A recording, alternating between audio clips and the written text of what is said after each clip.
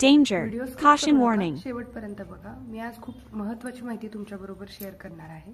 2 महिन्यापूर्वी माझ्या घरी गॅस लीक झाल्यामुळे अक्षरशः स्फोट झाला असता किंवा आमचा प्राणही जाऊ शकला असता, पण माझ्या मिस्टरांच्या प्रसंगावधानामुळे त्यांनी जो नॉब असतो तो बंद केला आणि गॅस बाहेर पडायचा थांबला। म्हणजे रेग्युलेटर काढल्यानंतर त्यातून गॅस बाहेर आलेला, त्यांनी पुन्हा तो रेग्युलेटर गॅसला जोडला आणि त्याच्यामुळे ते जे काही गॅस लिकेज होत होतं ते बंद झालं। त्याच्यानंतर आम्ही कस्टमर केअरला कॉल करून कंप्लेंट केली आणि नंतर ती लोक आली आणि ते सिलेंडर घेऊन गेले किंवा ते सिलेंडर डिस्पोज करून टाकलं त्यांनी। तर असे प्रॉब्लेम तुमच्या इथे होऊ नये, कारण गॅस गळतीमुळे बऱ्याच लोकांचे प्राण गेलेले आहेत। प्रसंगावधान हे प्रत्येक वेळी आपल्याला त्या सिच्युएशनमध्ये सुचतच असं नाही। तर त्याच्यासाठी मी आज तुम्हाला गॅस सिलेंडर खरेदी करताना काय करायचं किंवा कशी त्याची एक्सपायरी डेट चेक करायची हे तुम्हाला सांगते।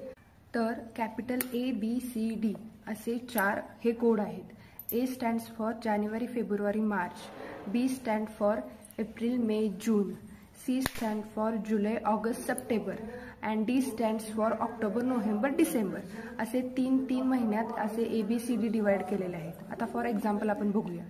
मी 8 दिवसापूर्वी नवीन गॅस टाकी खरेदी केलेली आहे। तर याच्यामध्ये बघा तुम्ही इथं लाईन्स दिसतात 3 तुम्हाला। इथं ते किती किलो आहे हे दिले, 16.3 16.3 kgचा हा सिलेंडर आहे। आणि इथं तुम्हाला दिसत असेल C, कॅपिटल C। तर कॅपिटल C म्हणजे जुलै, ऑगस्ट, सप्टेंबर। सप्टेंबर आणि हे 30 जे लिहिलेलं आहे ते इयर दर्शवतं, म्हणजे साल। सप्टेंबर 2030 पर्यंत हा सिलेंडर आपण वापरू शकतो किंवा सप्टेंबर 2030 ही याची एक्सपायरी डेट झाली। म्हणजे हा सिलेंडर जो मी आता यूज करते माझ्या किचनमध्ये, याच्यामध्ये लिहिलंय C25, जर तुम्हाला दिसत असेल। C25 म्हणजे C stands for July, August, September, म्हणजे C25 म्हणजे सप्टेंबर 2025 पर्यंत मी ते सिलेंडर यूज करू शकते किंवा ती त्याची एक्सपायरी डेट झाली।